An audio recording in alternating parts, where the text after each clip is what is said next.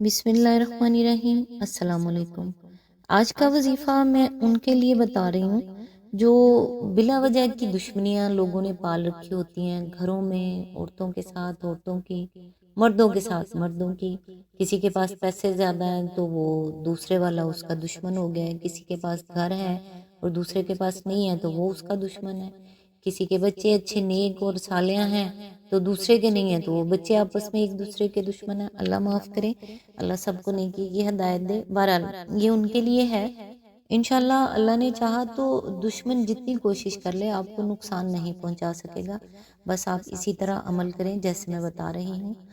2 رکعت نماز حاجت کی پڑھیں اور سلام کے بعد ایک تسبیح القادرو کی پڑھیں۔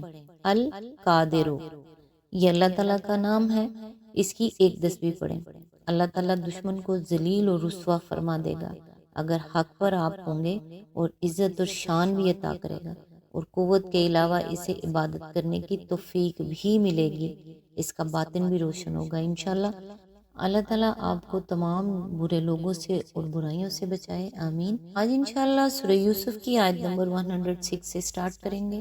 اعوذ باللہ من الشیطان الرجیم، بسم اللہ الرحمن الرحیم۔ ان میں سے اکثر اللہ کو مانتے ہیں مگر اس طرح کہ اس کے ساتھ دوسروں کو شریک ٹھہراتے ہیں۔ اس کی تفسیر ہے، یہ فطری نتیجہ ہے اس غفلت کا جس کی طرف اوپر کے فقرے میں اشارہ کیا گیا ہے۔ جب لوگوں نے نشان راہ سے آنکھیں بند کی تو سیدھے راستے سے ہٹ گئے اور اطراف کی جھاڑیوں میں پھنس کر رہ گئے۔ اس پر بھی کم انسان ایسے ہیں جو منزل کو بالکل ہی گم کر چکے ہوں اور جنہیں اس بات سے قطعی انکار ہو کہ خدا ان کا خالق و رازق ہے۔ بیشتر انسان جس گمراہی میں مبتلا ہیں وہ انکار خدا کی گمراہی نہیں بلکہ شرک کی گمراہی ہے، یعنی وہ یہ نہیں کہتے کہ خدا نہیں ہے بلکہ اس غلط فہمی میں مبتلا ہیں کہ خدا کی ذات، اس کی صفات، اختیارات اور حقوق میں دوسرے بھی کسی نہ کسی طرح شریک ہیں۔ یہ غلط فہمی ہرگز نہ پیدا ہوتی اگر زمین و آسمان کی ان نشانیوں کو نگاہ عبرت سے دیکھا جاتا جو ہر جگہ اور ہر آن خدائی کی وحدت کا پتہ دے رہی ہیں۔ آیت نمبر 107۔ کیا یہ مطمئن ہیں کہ خدا کے عذاب کی کوئی بلا انہیں دبوچ نہ لے گی، یا بے خبری میں قیامت کی گھڑی اچانک ان پر نہ آ جائے گی؟ اس کی تفسیر ہے، اس سے مقصود لوگوں کو چونکانا ہے کہ فرصت زندگی کو دراز سمجھ کر اور حال کے امن کو دائم خیال کر کے فکر مال کو کسی آنے والے وقت پر نہ ٹالو۔ کسی انسان کے پاس بھی اس امر کے لیے کوئی ضمانت نہیں ہے کہ اس کی مہلت حیات فلاں وقت تک یقیناً باقی رہے گی۔ کوئی نہیں جانتا کہ کب اچانک اس کی گرفتاری ہو جاتی ہے اور کہاں سے کس حال میں وہ پکڑ بلایا جاتا ہے۔ تمہارا شب و روز کا تجربہ ہے کہ پردہ مستقبل ایک لمحہ پہلے بھی خبر نہیں دیتا کہ اس کے اندر تمہارے لیے کیا چھپا ہوا ہے، لہٰذا کچھ فکر کرنی ہے تو ابھی کر لو۔ زندگی کی جس راہ پر چلے جا رہے ہو اس میں آگے بڑھنے سے پہلے ذرا ٹھہر کر سوچ لو کہ کیا یہ راستہ ٹھیک ہے، اس کے درست ہونے کے لیے کوئی واقعی حجت موجود ہے، اس کے راہ راست ہونے کی کوئی دلیل آثار کائنات سے مل رہی ہے۔ اس پر چلنے کے جو نتائج تمہارے ابنائے نو پہلے دیکھ چکے ہیں اور جو نتائج اب تمہارے تمدن میں رونما ہو رہے ہیں وہ یہی تصدیق کرتے ہیں کہ تم ٹھیک جا رہے ہو۔ آیت نمبر 108۔ تم ان سے صاف کہہ دو کہ میرا راستہ تو یہ ہے، میں اللہ کی طرف بلاتا ہوں، میں خود بھی پوری روشنی میں اپنا راستہ دیکھ رہا ہوں اور میرے ساتھی بھی، اور اللہ پاک ہے اور شرک کرنے والوں سے میرا کوئی واسطہ نہیں ہے۔ اس کی تفسیر ہے، یعنی ان باتوں سے پاک جو اس کی طرف منسوب کی جا رہی ہیں، ان نقائص اور کمزوریوں سے پاک جو ہر مشرکانہ عقیدے کی بنا پر لازماً اس کی طرف منسوب ہوتی ہیں، ان عیوب اور خطاؤں اور برائیوں سے پاک جن کا اس کی طرف منسوب ہونا شرک کا منطقی نتیجہ ہے۔ آیت نمبر 109۔ اے محمد صلی اللہ علیہ وآلہ وسلم، تم سے پہلے ہم نے جو پیغمبر بھیجے تھے وہ سب بھی انسان ہی تھے اور انہی بستیوں کے رہنے والوں میں تھے، اور انہیں کی طرف ہم وہی بھیجتے رہے ہیں۔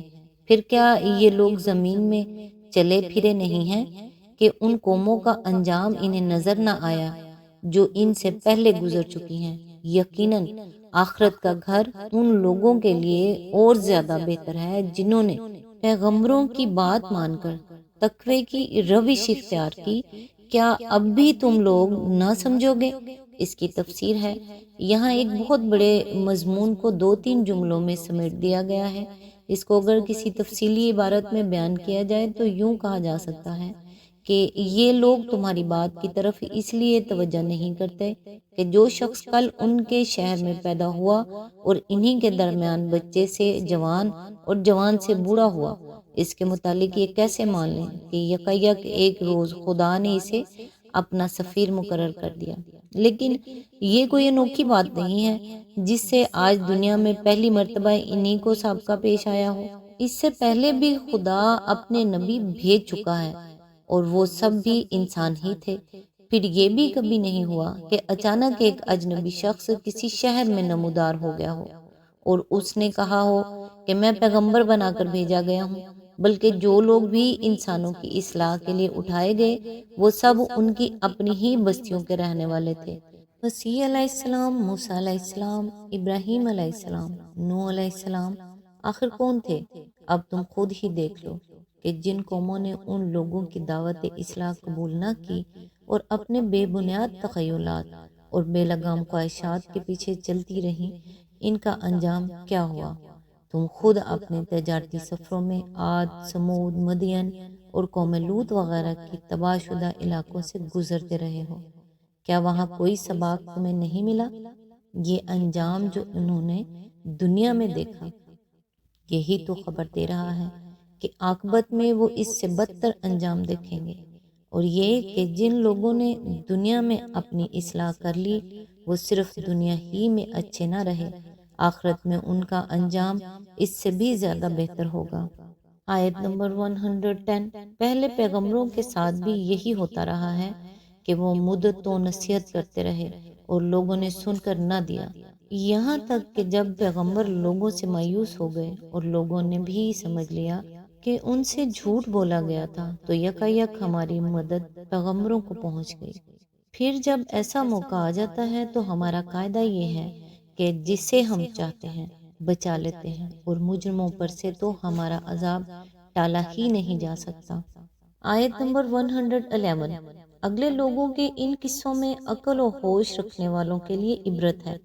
یہ جو کچھ قرآن میں بیان کیا جا رہا ہے یہ بناوٹی باتیں نہیں ہیں، بلکہ جو کتابیں اس سے پہلے آئی ہوئی ہیں انہی کی تصدیق ہے، اور ہر چیز کی تفصیل اور ایمان لانے والوں کے لیے ہدایت اور رحمت اس کی تفسیر ہے، یعنی ہر اس چیز کی تفصیل جو انسان کی ہدایت و رہنمائی کے لیے ضروری ہے۔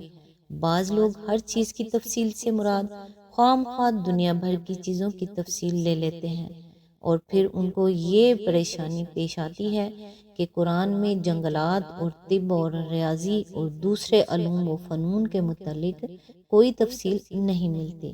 آج تک کے لیے اتنا ہی۔ نیکسٹ انشاءاللہ سورۃ رعد کی آیت نمبر 1 سے سٹارٹ کریں گے۔ تب تک کے لیے دعاؤں میں یاد رکھیے گا۔ اللہ حافظ۔